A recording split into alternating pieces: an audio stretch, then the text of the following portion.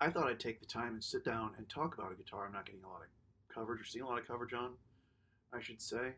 And if this works out and it's cool, I'll keep doing it. Otherwise, I just thought it'd be fun since, all these guitar tube hacks are out there. But the Gretsch Streamliner 2657T, which I think is the same as a 55, just you get different inlays. They'll also claim that you get locking tuners and ebony from the factory, which is plainly a lie. But this is the Guitar Center exclusive. I went after this. Actually, my old man had a 150D Gibson, an ES 150D, and I wanted something like that, the hollow body, the natural color. Then the candy apple red caught me, so I had to pick it up. Um, these are kind of darker pickups, and we'll do a sound test of it here in a bit. Play through. Overall, it does play really good. It's got like almost like those early 2000s Gibson Slim Taper kind of profile. And it's got the Gibson scale too. So, and then of course it comes with the wiggle stick, which we'll talk about some of the stuff with that. Of course, you get a master volume up here, which you'll learn to love playing these hollow bodies, or semi-hollow, I should say. They do have a tone block down the middle. Then you have your master tone and then pickup volumes.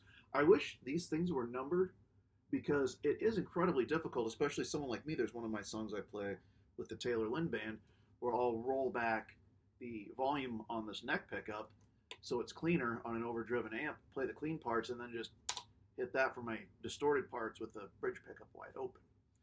One thing I did do right away on this is I replaced the bridge because the little bar on the Tune-O-Matic, it's got that little tiny wire, that never seemed to work right, and the screws were wiggly on one of it, so it was always vibrating. So I picked up a bridge off the internet, which I think is still here somewhere on one of the projects.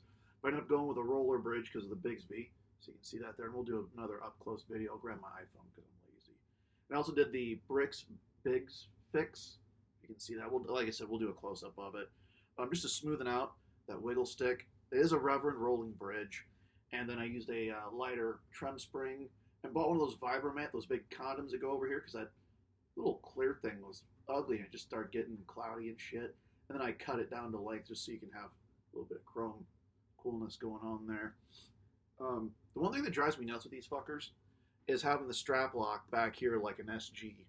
So I have locking Schaller strap locks on my SG. I think I'm going to get another set to put on here so I can use one strap with both those guitars. The other thing I did for the Bigsby that will save you a lot of headache, because I can do the thing with the foam like you're supposed to do it, but I did the Butchie bar on it, and the reason I did that, and we'll do another up-close look at it, is to try to get some of these string windings from catching back here, because I was sure that was some of the tuning stability issues I was dealing with, on top of the fact that I was also just probably using the wiggle stick like a complete asshole. I also, to help with stringing and all that, went to locking tuners. These are the Grovers. They went straight in for the factory tuners. The one thing that you will find on these Grovers is they have two little barbs on them, and which probably wouldn't hurt anything considering this is a life mod. I'm not going to sell this guitar. I've gigged the hell out of it. But I machined those off just for peace of mind in case I would have cracked something or my luck. So then also, and this is where people are going to start bitching in the comments, I probably should put like a Graph Tech nut or something on it because I did a string butler on it, which I think these things look kind of fucking ugly, but they do the trick. And this Bigsby now has gotten so incredibly smooth that you almost have to be careful not to get out of hand with it. You can just gotta be real gentle with it. And then lastly, I was playing this at a lot of open jams that we had here in town. And so I had a associate of mine, friend of mine, however you want to put it, acquaintance, Hugh Hoffman. He does great work with hot rods. I had him pinstripe it just to make it look more badass on stage. And I think it fits that whole Gretsch aesthetic as well. So we'll take another closer look at it here, and you can see how fucking disgustingly dirty. Yeah, so there's your Butchie bar, and then your Briggs Bigs Fix, and you can see all my skin and grossness. This thing's a workhorse. You got your Reverend roller. I was getting some squeaking out of that spring, so I did some emery cloth on it, whatnot. I just replaced the washer in there with a little piece of like felt. But I'd like to change these knobs to have numbers on them, but they're harder than wedding dick.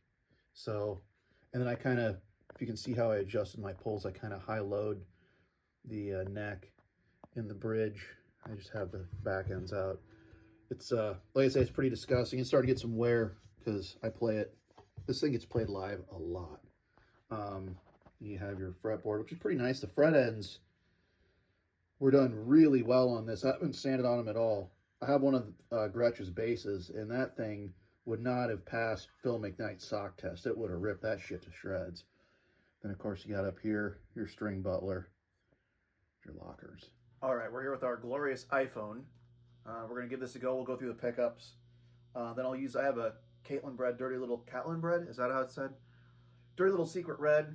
We're running through an early 70s Ames Dual 12, which does get grumpy occasionally. Think of it as like a Fender Twin Reverb with balls and just a lot more obscure. So we'll just kind of play a couple things on it, on each of the pickups, and then we'll kick on some distortion, see how that goes. So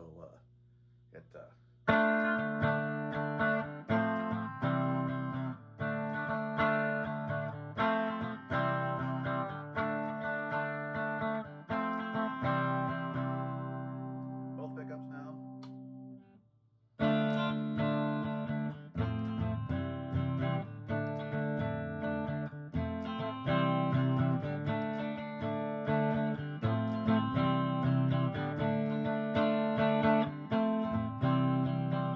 We'll use a neck pickup.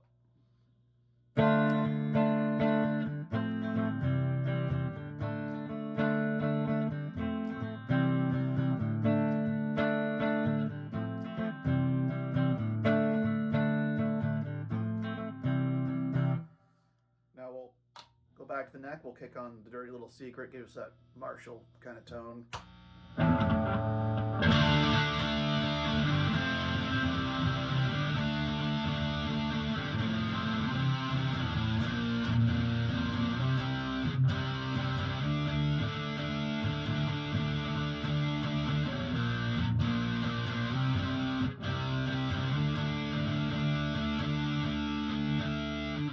We'll try the same thing on both pickups.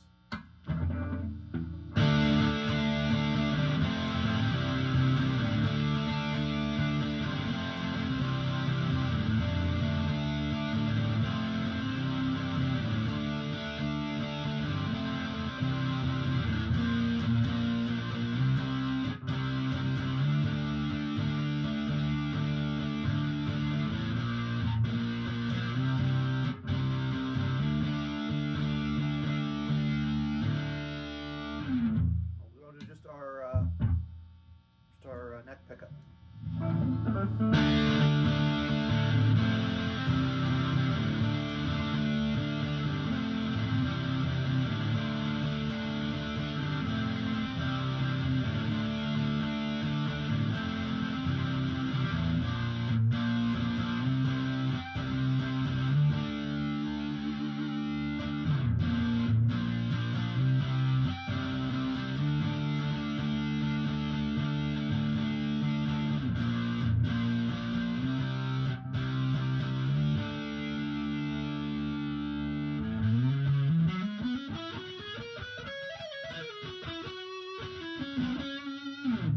That lick again up on the bridge.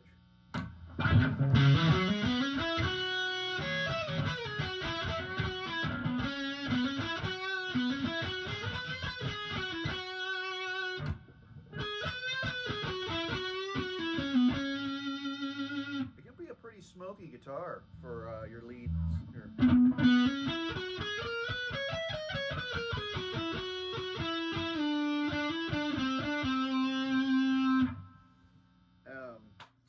Even if we play it, it's your neck, then your bridge.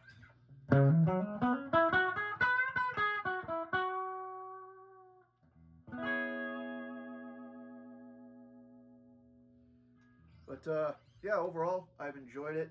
I do find with the classic 3-on-3 that you get a little bit of G-string stuff still going on. It seems like sometimes I can bend it back or wiggle stick it, but that's also probably because, you know, I'll play stuff on my with my Bigsby and do something like a.